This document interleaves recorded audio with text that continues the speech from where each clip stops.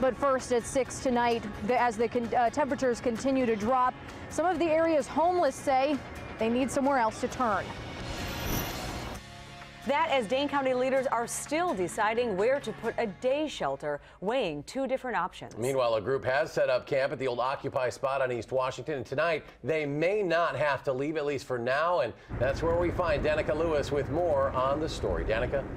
Well, Eric and Sarah, we're less than 48 hours away from when County Executive Joe Parisi first said that he wanted to see a day shelter up and running. It's something that some of these folks living right behind me at the moment say they desperately need. It's going to be a place where we'll be away from the students, the tourists, the restaurants, the business area that's down on us, and at the same time we can get our act together during the day. Locating a facility like this is complicated. There are a number of concerns to be addressed, and it's very important that the community has input and that they're part of the discussion and the ultimate solution.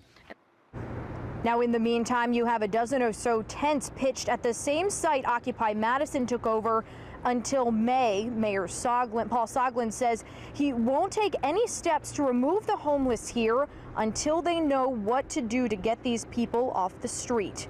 Some county people with some city staff are going to go meet with the people who are in camp, find out what their housing needs are, and find out exactly where we stand in terms of housing demand for those particular people.